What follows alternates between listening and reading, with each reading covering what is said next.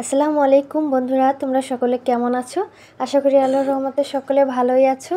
বন্ধুরা, আজকে আমি তোমাদের সাথে রাঁধুনি হালিম মিক্স দিয়ে কিভাবে অতি সহজে বাসায় হালিম তৈরি করা যায় এইটাই তোমাদের সাথে শেয়ার করব। আর আমি কিভাবে করি খুব সহজে। তো দেখো বন্ধুরা, আমি কিন্তু এখানে গরুর মাংস নিয়েছি আর মাংসটা কিন্তু খুব সুন্দরভাবে ধুয়ে পরিষ্কার করে নিয়েছি। আর মাংস খুব ছোট ছোট করে টুকরো করেছি। আর মাংসটা কিন্তু আমি একটু আদা বাটা দিয়েছিলাম, নুন, হলুদ, তারপর হচ্ছে দারুচিনি, এলাচ, লবঙ্গ, তেজপাতা সব দিয়ে কিন্তু আমি সেদ্ধ করে নিচ্ছি। আর এটা আমি যেদিনকে সেদ্ধ করেছি ওই দিনকে কিন্তু আমি রান্না করিনি, পরের দিনকে আমি হালিমটা রান্না করব। তো বন্ধুরা, আমি কিন্তু রান্না এখন চলে আসলাম। তো বন্ধুরা, আমি একটি কড়াইতে তেল দিয়ে দিয়েছি আর দিয়ে দিয়েছি পেঁয়াজ কুচি। আর এখন পেঁয়াজটা আমি লাল লাল করে ভেজে নেব, মানে বেরেস্তা করে নেব। আর এখান থেকে কিছুটা পেঁয়াজ বেরেস্তা আমি তুলে রেখে দেব আর কিছুটা রাখবো। তো দেখতেই পাচ্ছ, এই যে আমি কিছুটা পেঁয়াজ বেরেস্তা উঠিয়ে রেখেছি। এখন ওই বাকিটুকু পেঁয়াজের মধ্যে আমি সিদ্ধ করা মাংসটা দিয়ে এখন ভালোভাবে কষিয়ে নেব। এখন দিয়ে দেব আমি হালিম মিক্সের যে মশলাটা, ওই মশলাটা দিয়ে দেব। আমি অল্প কিছুটা রাখবো আর সবটাই এখানে দিয়ে দেব। আমি এখানে অল্প কিছুটা রসুন বাটা আর হচ্ছে আদা বাটা আর একটু জিরা বাটা দিয়েছিলাম। তো বন্ধুরা, এটা স্কিপ হয়ে গেছে। দিয়ে এখন মাংসের সাথে খুব ভালোভাবে মিশিয়ে নেব। মাংসটা যেহেতু আমার আগে থেকেই সেদ্ধ করা ছিল, তো এখন আর বেশি জাল করতে হবে না, শুধু খুব ভালোভাবে কষানো হয়ে গেলেই হবে। বন্ধুরা, আমি কিন্তু এখন কিছুটা কাঁচামরিচ দিয়ে নেব। আমাদের একটু ঝাল বেশি খাওয়া হয়, ঝাল খাবার আমাদের ফ্যামিলির সবারই খুব পছন্দ। তো বন্ধুরা, তোমরা যারা এখন ভিডিওটি দেখতেছো তোমাদেরকে অসংখ্য ধন্যবাদ।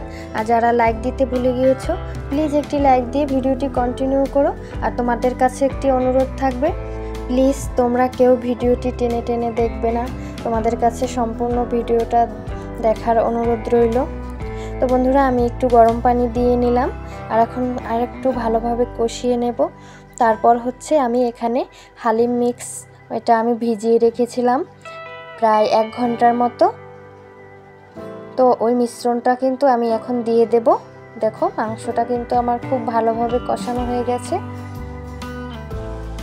দেখতেই পাচ্ছ বন্ধুরা। আর হালিম রান্না করলে কিন্তু একটু হাড় হলে ভালোই হয়, হাড়ের সাথে কিছুটা মাংস থাকবে। তো আমার এখানে ছিল 2-3টা হাড় ছিল আর বাকি সব মাংসই ছোট ছোট করে কেটে নিয়েছি। তো বন্ধুরা, আমি কিন্তু হালিমের যে মিশ্রণটি দানাদার, তো ওটা কিন্তু এখন আমি দিয়ে দিলাম, দেখতেই পাচ্ছ। আর এখন কিন্তু আমি অনবরত নাড়তে থাকবো, নাহলে দলা পাকিয়ে যাওয়ার সম্ভাবনা থাকবে আর নিচে লেগেও যেতে পারে। তো এখন আমি কিন্তু নাড়তে থাকবো। আর এখানে পানি লাগবে, আর আমি কিন্তু এখানে ফুটন্ত গরম পানিটা দিয়ে দেব।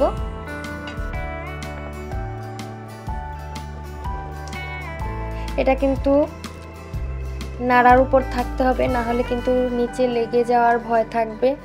আর নিচে যদি লেগে যায় বা পুড়ে যায় তাহলে কিন্তু হালিমের স্বাদটাই নষ্ট হয়ে যাবে।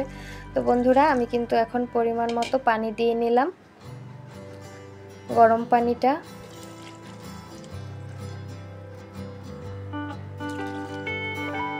তো বন্ধুরা, তোমরা যারা ধৈর্য সহকারে এখন পর্যন্ত ভিডিওটি দেখতেছো তোমাদের সকলকে অসংখ্য অসংখ্য ধন্যবাদ। তো বন্ধুরা, দেখতেই পাচ্ছ আমি 1-2 মিনিটের মতো একটু ঢেকে রেখেছিলাম, তারপর আবার ঢাকনাটা উঠিয়ে আবার নাড়তেছি, নিচে যদি লেগে পড়ে এই ভয়ে।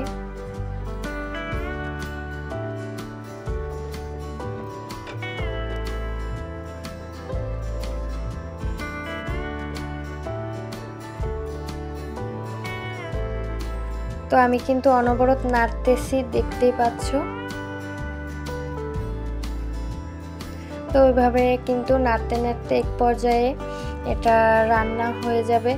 আর এটা খুব বেশি ঘনও হবে না আর খুব বেশি পাতলাও হবে না।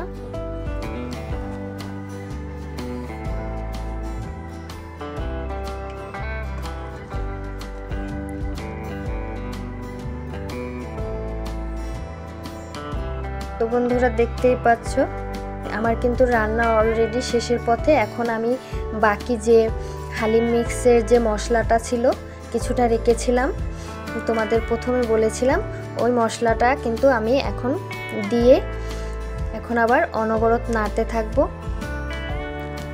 আর জালটা কিন্তু মাঝারি আঁচে রাখতে হবে, মাঝারির থেকেও কম, না হলে কিন্তু পানিটা টেনে যাবে আর এটা সেদ্ধ হবে না আর ঘন ঘন হয়ে যাবে অতিরিক্ত। তো জালটা কিন্তু মাঝারি আঁচেই রান্না করতে হবে। তো এখন আমি কিছুটা পেঁয়াজ বেরেস্তা দিয়ে নিলাম আর রান্না অলরেডি শেষ। তো দেখো আমি হালিম খেতে কি কি উপকরণ নিলাম, কাঁচামরিচ কুচি, আদা কুচি, শসা কুচি, লেবু, তারপর হচ্ছে ধনিয়া পাতা, পেঁয়াজ বেরেস্তা।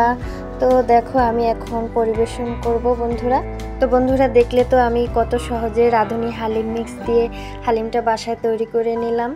তোমরাও চাইলে এইভাবে বাসায় ঝটপট তৈরি করে নিতে পারো। আর আমি কিন্তু হালিম মিক্স ছাড়াও সব ধরনের ডাল দিয়ে এভাবে বাসায় রান্না করেছি এর আগেও। আমার বাচ্চাদের বাইরের খাবারে শ্যুট করে না, তাহলে ওদের সমস্যা হয়, তাই আমি বাসায় ওদের বিভিন্ন খাবার তৈরি করে দেই। তো বন্ধুরা আজকের ভিডিওটা কেমন লাগলো তোমাদের কাছে অবশ্যই কমেন্টে জানাবে, আর ভালো লাগলে লাইক কমেন্ট শেয়ার করতে ভুলবে না, আর ভুল হলে অবশ্যই ক্ষমা সুন্দর দৃষ্টিতে দেখবে। তো আজকের মতো এই পর্যন্তই, দেখা হবে নতুন অন্য কোনো ভিডিও নিয়ে। ততক্ষণ পর্যন্ত সবাই ভালো থেকো, সুস্থ থেকো, আল্লাহ হাফেজ।